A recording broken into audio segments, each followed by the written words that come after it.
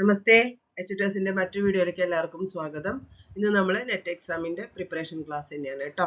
അപ്പോൾ അടുത്ത ക്വസ്റ്റ്യൻസിലേക്ക് പോവാം നമുക്ക്.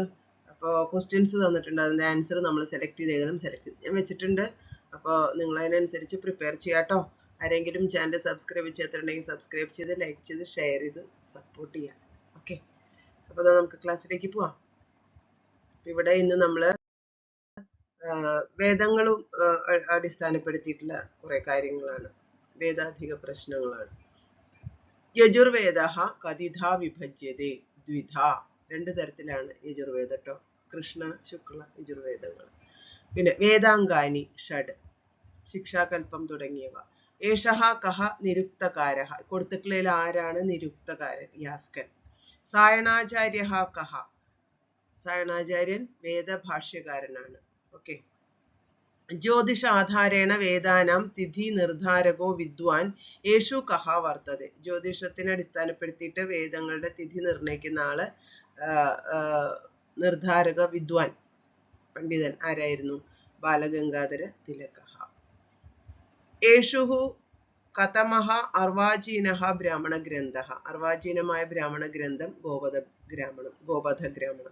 യേശു കതമോ ബ്രാഹ്മണ ഗ്രന്ഥഃ മഹാബ്രാഹ്മണത്വേന പ്രഥിതഃ, താട്യ ബ്രാഹ്മണം.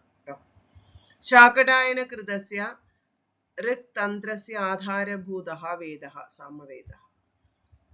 ചാരണ വൈദ്യശാഖാ സംബന്ധഃ വേദഃ അഥർവവേദഃ. നിരുക്തസ്യ നാമാന്തരം നിഘണ്ടു എന്നാണ് നിരുക്തത്തിന്റെ മറ്റൊരു പേര്. വൈദിക മന്ത്രോച്ചാരണേ സ്വരസ്യ പ്രമുഖ ഭേദാഹ, വൈദിക മന്ത്രോച്ചാരണത്തിന് മൂന്ന് ഭേദങ്ങളാണ്. ജഗതി ഛന്ദസി വർണ്ണസംഖ്യ, മൂന്ന് ഭേദങ്ങൾ ഹ്രസ്വം ദീർഘം പ്ലുതം ആയിരിക്കും എന്നാണ് വിചാരിക്കുന്നത് കേട്ടോ. എനിക്ക് ആധികാരികമായിട്ട് അതിനെക്കുറിച്ച് അത്ര ജ്ഞാനമില്ല, എന്നാലും പറയണം, എൻ്റെ ഒരു അറിവ് വെച്ച് ഞാൻ പറയണം. ഇനി ജഗതി ഛന്ദസി വർണ്ണസംഖ്യ അഷ്ടചത്വരിംശത്. ശിക്ഷാഗ്രന്ഥാഃ വേദാനാം കേഷാം വിധീനാം നിരൂപകാഃ വർത്തതെ ഉച്ചാരണ വിധീനാം. ഏറ്റവും പ്രധാനമായിട്ട് പറയപ്പെട്ടിരുന്നത് അന്നത്തെ കാലത്ത്, ഇപ്പൊ അങ്ങനെയില്ല, വേദം ഉച്ചരിക്കുന്നതിന് അങ്ങനെ എന്താ പറയുക ഉച്ചാരണ ക്രമങ്ങളൊന്നും ഇപ്പൊ പഠിപ്പിക്കുന്നില്ല. വേദം പഠിപ്പിക്കുന്നിടത്ത് നമ്മൾ വേദം ഇങ്ങനെ ചൊല്ലി പഠിക്കുകയാണ്. അപ്പോൾ പഠിക്കുക, നമ്മൾ ചൊല്ലുക സ്വയമായിട്ട്. അപ്പൊ അതിൻ്റെ ഒരു എന്താ പറയുക എഫക്റ്റ് നമുക്ക് ഉണ്ടാവും എന്നുള്ളതാണ്. അങ്ങനെയാണ് ഇപ്പോൾ നമുക്ക് കിട്ടുന്ന അധ്യയനം എന്ന് പറയുന്നത്. അസതോമ സദ്ഗമയ ഉക്തിരിയം കസ്യാം ഉപനിഷദി വർദ്ധതെ ബൃഹദാരണ്യക ഉപനിഷത്ത്. വേദത്രയി ഇതി കേ വേദാഹ ഗണ്യന്തി, വേദത്രയി എന്നറിയപ്പെടുന്നത് ഋഗ് യജു സാമവേദങ്ങൾ. കസ്മിൻ വേദേ യമയമീമാംസ സൂക്തം, യമയമീമാംസ ഋഗ്വേദേ. കാ ഉപനിഷത്ത് യമ നചികേത സംവാദ കഠോപനിഷത്ത്. നമ്മൾ പഠിച്ചിട്ടില്ലേ, കഠോപനിഷത്ത് വേദാന്ത സാരത്തിൽ പറയുന്നതാണ് അല്ലെ. ഉപനിഷത്തിലാണ് യമനും മറ്റേ നാചികേതസും തമ്മിലുള്ള സംഭാഷണം. ഓക്കെ, അപ്പൊ ഇതിലിപ്പോ ഒരു 17 ചോദ്യങ്ങളാണ് നമ്മൾ ഡിസ്കസ് ചെയ്തത്. നമുക്ക് അടുത്ത പേജിലേക്ക് പോവാം. ഇതം വേദാംഗം വേദപുരുഷസ്യ മുഖം. ഏതാണ് വേദപുരുഷൻ? ഇത് ഇങ്ങനെ തിരിച്ചു മറിച്ചൊക്കെ ചോദിക്കുന്നുണ്ട് കേട്ടോ, വ്യാകരണമാണ്. ഗായത്രി മന്ത്രസ്യ ഉപാസ്യ ദേവത സവിത. പുരോഹിതഃ ഇത്യുപാധിന സംബന്ധോ ദേവഃ കഃ അഗ്നിഃ. ഊരുക്രമഃ ഇതി കസ്യ നാമാന്തരം വിഷ്ണോഃ. ഉരൂക്രമഃ. അനുഷ്ടുപ് വൃത്തേഃ വർണ്ണാഃ, അനുഷ്ടുപ്പിന്റെ 32 വർണ്ണങ്ങൾ. യേഷു മാത്രാവൃത്തം ആര്യാവൃത്തം. ഛന്ദശാസ്ത്രേ ഗണാനാം സംഖ്യ 8. യേഷു വൃത്തേഷു കതമം ദീർഘതമം ശ്രദ്ധര. അനുഷ്ടുപ്പ് വൃത്തസ്യ പ്രതിപാദം പഞ്ചമോ വർണ്ണേ ഭവതി ലഘു. കണ്ടോ, ഇങ്ങനെയൊക്കെയാണ് ചോദിക്കുന്നത്. വൃത്തം നമ്മൾ പഠിച്ചില്ലേ, അപ്പൊ അതിൽ ഇങ്ങനത്തെ ചോദ്യങ്ങളും പ്രതീക്ഷിക്കാട്ടോ, കുറച്ച് ശ്രദ്ധിച്ചൊക്കെ പഠിക്കുക. ഓക്കെ, കാരണം എങ്ങനെ ഇത് വൃത്തിയായിട്ട് അറിയോ എന്നുള്ളതാണ് അവർ ചെക്ക് ചെയ്യുന്നത്. അതുകൊണ്ടായിരിക്കും ഇങ്ങനെയൊക്കെ വരുന്നത്. മൂലതഃ ക്രമേണ ഷഡ്വർണ്ണാഃ ലഘവോ ഭവന്തി മാലിനി ഛന്ദസി. വൈദേഹി പശ്യാ മലയാദ് വിഭക്തം മത്സേതുന ഫേനിലംബുരാശിം ഫേനിലമംബുരാശിം. ഛായാപഥേനേവ ശരത് പ്രസന്നമാകാശം ആവിഷ്കൃത ചാരുതാരം. ഇതി പദ്യേ കിം വൃത്തം. ഏത് വൃത്താണ്? ഇന്ദ്രവജ്ര വൃത്താണ്. വൈദേഹി പശ്യ മലയാദ് വിഭക്തം മത്സേതുന ഫേനിലമംബുരാശിം ഛായാപഥേനേവ ശരത് പ്രസന്നമാകാശം ആവിഷ്കൃത ചാരുതാരം. ഇന്ദ്രവജ്രവൃത്തം. ആര്യാവൃത്തെ പ്രഥമപാദേ വർണ്ണസംഖ്യ ദ്വാദശ. നഗണസ്യ സങ്കേതഃ. നഗണം എങ്ങനെയാണ്? നഗണം മനൗതു ഗുരുലാഘവം നമ്മൾ പഠിച്ചു അല്ലെ? നഗണം വരുമ്പോ 3 ലഘുക്കൾ. മഹാഭാരതസ്യ നാമാന്തരം ജയകാവ്യം. വേറെ കുറെ പേരുകൾ കൊടുത്തിട്ടുണ്ട്. ആദികാവ്യം, വ്യാസകാവ്യം, പുരാകൽപ്പം എന്നൊക്കെ. ജയകാവ്യം എന്നാണ് വേറൊരു പേര്. ശ്രീമദ് ഭഗവത്ഗീത സന്നിഹിതാസ്തി മഹാഭാരതസ്യ കസ്മിൻ പർവണി? ഭീഷ്മ പർവണി. മറ്റേ എന്താ പറയാ, സഹസ്രനാമം അനുശാസ പർവത്തിലാണ് കേട്ടോ, ഓർമ്മിച്ചു വെച്ചോളൂ. ഉജ്ജ്വല നീലമണി കിംഭൂതോ ഗ്രന്ഥഃ അസ്തി ആലങ്കാരിക ഗ്രന്ഥഃ. വൈരാഗ്യ ശതകസ്യ രചയിത ഭർതൃഹരി.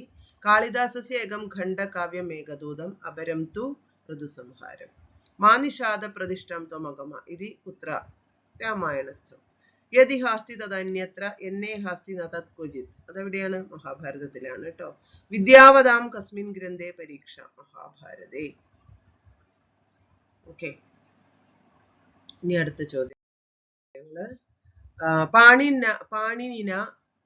പാണിനിന വിരചിതം നാടകം. ജാമ്പവതി പരിണയം. പിന്നെ യേശു പ്രാചീനതമോ വർത്തതെ വേദാഹ. ഏതാണ്? നാട്യശാസ്ത്രം, ന്യായസൂത്രം, വൈയാകരണ, മഹാഭാഷ്യം. ഏറ്റവും പ്രാചീനമായത് വേദങ്ങളാണ് കേട്ടോ. അലങ്കാരശാസ്ത്രസ്യ പ്രവർത്തകഃ ഭാമഹഃ. നാടകേഷു സന്ധീനാം സംഖ്യ 5. വാക്യം രസാത്മകം കാവ്യം വിശ്വനാഥസ്യ. ഏകസ്മാദേവ ശബ്ദാത് മുഖ്യതയാ അർത്ഥദ്വയോപസ്ഥിതിഃ കസ്മിൻ അലങ്കാരേ ശ്ലേഷേ. അവിരോധോപി വിരോധവത് ഭാനം കുത്ര? വിരോധേ. കാവ്യശാസ്ത്രേ ഉഭയ അലങ്കാര സംഖ്യാ കിയതി? ഏകം. വ്യവഹാര സമാരോപാത് വിശേഷതഃ കഃ അലങ്കാരഃ? സമാസോക്തി. കാവ്യമീമാംസ ഇതി കസ്യ കൃതിഃ? രാജശേഖരസ്യ. കഃ യായാവരീയഃ ഇതി ഖ്യാതഃ? രാജശേഖരഃ. കഃ രസത്വമേതി? സ്ഥായീഭാവഃ. ബാലഭാരതം കസ്യ കൃതി? രാജശേഖരസ്യ. വിഭാവാനുഭാവ വ്യഭിചാരി സംയോഗാത് രസനിഷ്പത്തിഃ ഇതി കസ്യ വചനം? ഭരതമുനേഃ. മേഘദൂതം ഖണ്ഡകാവ്യം. കാദംബരി കഥാകാവ്യം അന്നംഭട്ടേന. സമാപ്തിം ഗതം എന്നാണ് ചോദിച്ചിരിക്കുന്നത് കേട്ടോ. ചോദ്യം നന്നായിട്ട് മനസ്സിലാക്കണേ. പിന്നെ കാളിദാസസ്യ പ്രസിദ്ധ ഗ്രന്ഥാനം സംഖ്യ 7. മാളവികാഗ്നിമിത്രസ്യ നായിക മാളവിക. ആ പേരിൽ തന്നെ ഉണ്ട്, അത് ഓർത്തു വെച്ചാൽ മതി. ഓക്കെ. പിന്നെ തത്ര ശ്ലോക ചതുഷ്ടയം ഇത് തത്ര ശബ്ദഃ കിം നാടകം? അഭിജ്ഞാന ശാകുന്തളം. അർത്ഥഗൗരവം ആർക്കാണ്? ഭാരവേഹേ. മാലതി മാധവം കഃ രചിതവാൻ? ഭവഭൂതി. ഏതേഷു കസ്യ കർത്ത ജയദേവഃ? ഗീതാ ഗോവിന്ദസ്യ കർത്ത. ശാകുന്തളേ മുഖ്യോ രസഃ ശൃംഗാരഃ. സാഹിത്യകാനാം മതേ കോ അർത്ഥഃ രമണീയതമഃ പ്രതീയമാനാർത്ഥഃ? സാഹിത്യകാരന്മാരുടെ അഭിപ്രായത്തിൽ പ്രതീയമാനമായ അർത്ഥമാണ് രമണീയമായിട്ടുള്ളത് എന്നാണ് പറയുന്നത്. അപ്പൊ ഇത്രയും ചോദ്യങ്ങളാണ് ഇന്ന് നമ്മൾ 62 ചോദ്യങ്ങളാണ് വായിച്ചത് കേട്ടോ. അപ്പൊ അതൊക്കെ മനസ്സിലാക്കി വെക്കുക. ഓക്കെ, നമുക്ക് അടുത്ത ക്ലാസ്സിൽ വീണ്ടും കാണാം കേട്ടോ.